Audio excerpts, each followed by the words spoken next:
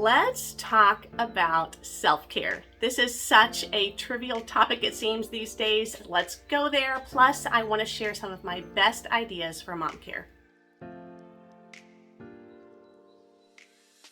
I think a lot about what I wish I had known as a new mom. I struggled for years with exhaustion as I gave and gave and gave everything I had for my kids and family. Practically speaking, I wish I would have incorporated a daily room time for my littles in addition to nap time to ensure that I had moments of quiet in the middle of the mornings as well as the afternoons. I wish I wouldn't have been so prideful. I wish I wouldn't have been too prideful to ask for help, to prove that I could do it all by myself. I wish I would have known to utilize a mother's helper when finances allowed. Having a helper once a week wouldn't mean I was inadequate or incapable, rather resourceful in how I spent my time. A mother's helper is still my go-to strategy move. This is a designated time every week where I can use those 4 hours for whatever. It's amazing what one can get accomplished with no interruptions. I used to think that I had to do it all, and I had to do it as well as I did before having kids. So much pressure I would put on myself and little to no grace. I wish I would have said no more often when others asked more of me than was healthy or sustainable for my family, by being honest about my limits and to stop striving to live up to others' expectations. I've learned a lot in almost 20 years of motherhood with 6 kids ranging from 19 down to 3. I see those intentional, committed mamas that are doing their best, yet drowning in exhaustion and weary. Let's chat. Life is intense. It is good. It's hard. There are the amazing things that make it full and the heavy things that weigh on us. And then there's the unforeseen that make it hard to juggle. Because we care so deeply for those that we've been entrusted with, we can really feel the gravity of motherhood. The million-dollar question is, how do we balance it all when so much is on us to keep things going, all while supposedly getting in me time and self-care, as they say? There is a sense of urgency that I can feel with the responsibility to meet the demands and to be all the things, and it can feel like there is literally no space to even come up for air. So in this video, we will talk all about how to find time for ourselves and what that can even look like. I've asked some other moms to share their ideas as well. So this collaboration will for sure be one that you want to make your way through. It'll be an excellent one to share with others. There's going to be encouragement from those that relate along with some ideas, and all of this is going to be packed into those videos. It's in the playlist. It's going to be linked below. I'm going to jump right in this. We can get lost in motherhood. With the constant needs around us, we can feel the urgency to be available at all times, like we have to be on 24/7.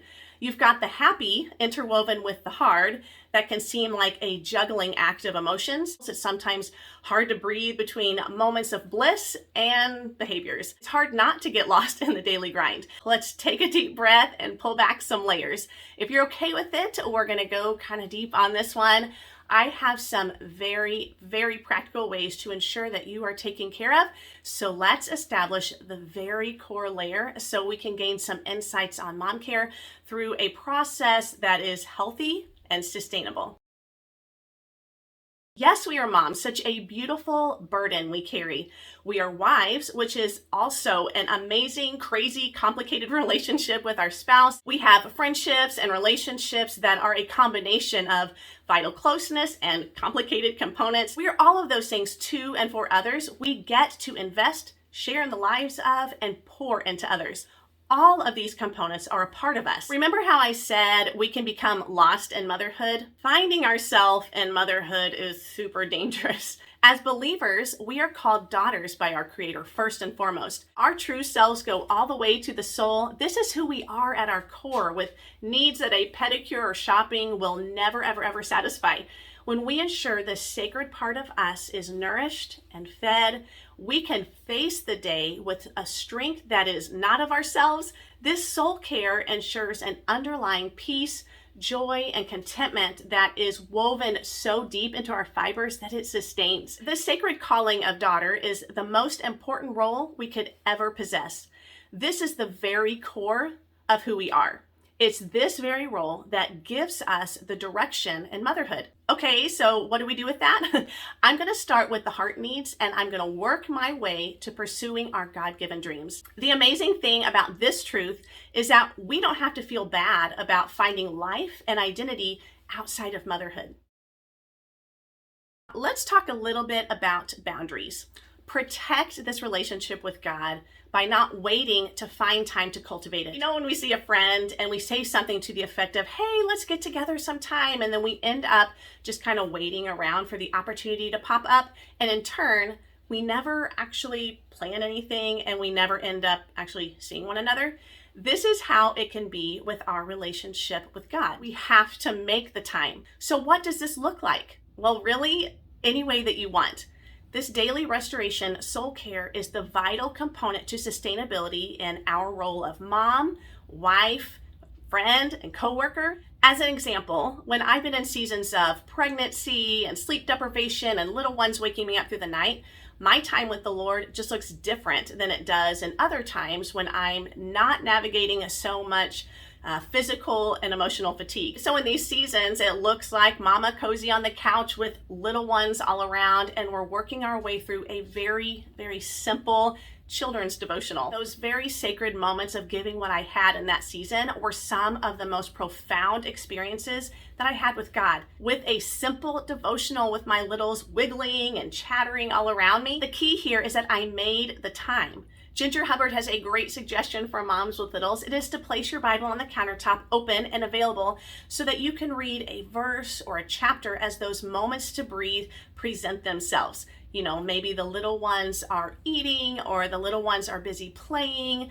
or maybe you just sit down for a second and take a long sip. I thought this was such a simple, gentle idea for new moms or those navigating a hard season. Worship music is also a wonderful means to spend time with the Lord, or the Bible on audio is another great option. Now, when those fatigue factors aren't an issue, I do like to get up early before my children wake up. I am a morning person, so that really works for me. Remember though, you can make this look any way that you want. You know, if you're a night owl and that is when you come alive and you have space to think, then that would also be a wonderful time to spend some time with the Lord. This can also happen during nap time or quiet afternoon rest time as well. The point here is that we are seeing the value and our need for soul care in the midst of life's demands. This is a designated time to lay your concerns before the Lord and reset with truth, because we can sure be confused with how to handle situations, to think clearly, and to have just good spiritual health to be the mom that I'm sure that we all desire. So set some boundaries and guard this vital need that we have as moms to renew our minds daily, so we can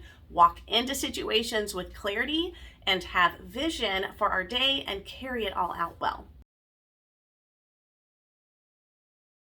Date your spouse like your marriage depends on it. In the story of Us, they ask a question: am I a gardener or a consumer in my marriage? One is tending the garden, the other is only taking and then looking for satisfaction elsewhere. They also said, if the grass looks greener on the other side of the fence, it's because it probably is, because it's being watered and tended to. So when we water and tend our marriage, it can grow and be healthy. We don't want to just be surviving. We want to continually cultivate and tend to our marriage. Now, this doesn't mean that there won't be conflict, but when there's value placed on the health of the relationship, the tending can be a means to create that thriving relationship that I know that we all desire.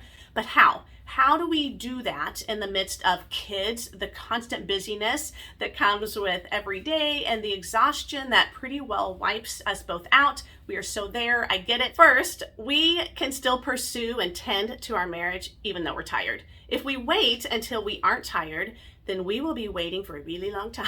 And distance in a relationship divides, so we just don't want to go there with that. It could be a couch date put on the calendar, purpose to put the kids to bed and set everything aside just to make sure that you guys can be together.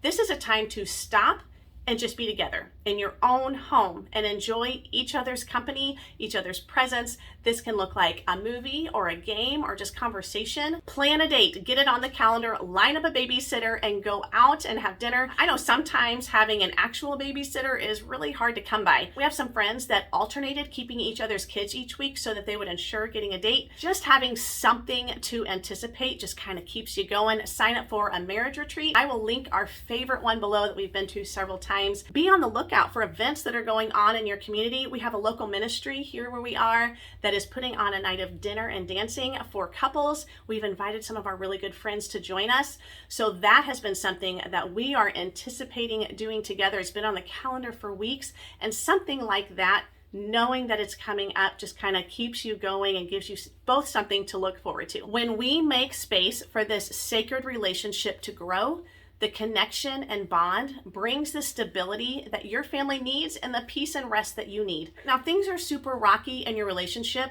reach out to an older couple for advice, or you could seek counseling and reach some resolve. If you feel unsafe, please make the needed call to ensure your safety. Our uniqueness matters. Our personality and preferences are kind of like a little trademark and a means for God to show himself through you. These are things that just make us us, and it's kind of like a deep sacred tugging in our hearts that's just part of who God made us. There is nothing wrong with enjoying things that tap into our inner creativity, hobbies, and interests. Making increase from the resources that God has given us gives us opportunity to align with God, to make that increase for him, for the kingdom, and for those around us. Now, these are unique to you, and worship before the Lord. This increase is for others to be blessed, along with being filled ourselves. With the varying seasons in life, we have to be realistic and flexible with this. When we offer these heart's desires to the Lord, he will show us what to do with them currently in the season that we're in. Now, this can be as broad as you want. You know, there are some gals who love to bake and want to pass that skill on to their kids.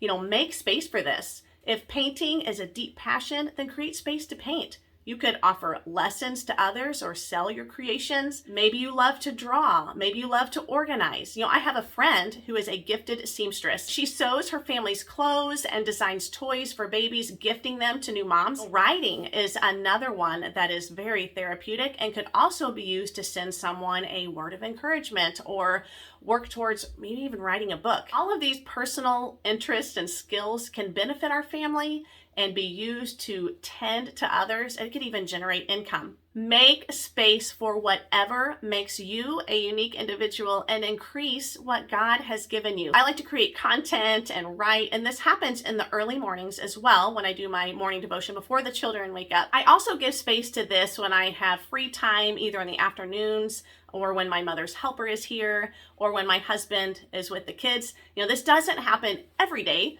but it is a priority. So when it is factored into my week, that is something that I can anticipate. I'm making sure that I am giving space for that. We were designed this way for God's glory, so don't hold this part of yourself back. Different seasons definitely bring a need to be flexible with how to cultivate these desires. An open willingness to allow these personal bents to have a space provides the freedom to add those in as the season allows and as the Lord leads, and how and when to use them. Fellowship with healthy, like-minded sisters in Christ is so good for the soul. Having a safe place to be seen and carried is very biblical, and we are called to carry one another's burdens. We do have to let others carry those burdens, which means it's an active move on our end to speak up and to let others in on what's going on. This has also been a planned thing. You know, they don't just happen with the fullness of life. This looks like a text to some friends to get a lunch date planned, or having a friend over for a simple play date for the kids so we can have some time to chat. Sometimes it's a planned morning at the park or even a weekend getaway. A weekend getaway is amazing and sometimes not always doable, and it's just gonna look different depending on the season. Yet it's just as valuable if we were sitting on the floor with babies, having a heart-to-heart, or a kid-free dinner out. There's just something about being with those that get you and are willing to walk with you through all of the life stuff. Now, if you don't have a community, I want you to look into churches, because oftentimes they provide programs for moms. Library story time is a great way to meet other moms. Local events for parents and homeschool co-ops are other great opportunities to meet others. So don't be shy. Check into some of those opportunities where a community is waiting for you. If you're anything like me, I'm sure you have your favorite ways to relax and rest and be refreshed. I personally like pedicures, thrift store shopping, decorating, writing, reading, and I love watching movies just to kind of check out and rest. Make space for that. When we have our soul care that nourishes our true self, then all of the needs are met, and that deep inner soul care meets our deepest needs where we are satisfied. Also, cultivating relationships, pursuing our personal bent and giftings is healthy maintenance for those other areas in our life. When these are in a healthy place, then all the self-care preferences like the pedicure and shopping are just for fun. Those are fun components to add into your life without relying on them to sustain. Does that make sense? Which they can't do. They'll never satisfy. We would be bouncing around from one thing to the next and unsettled if those were in the wrong orders. Those in our lives are better served, and we can better serve ourselves by considering our needs as well. I'm going to say it one last time: make space for this vital practice in order to thrive in motherhood. Be sure to check out that playlist below for other insights, perspectives, and encouragement for mom care. I will chat with you down in the comments or over there on Facebook or Instagram. Bye.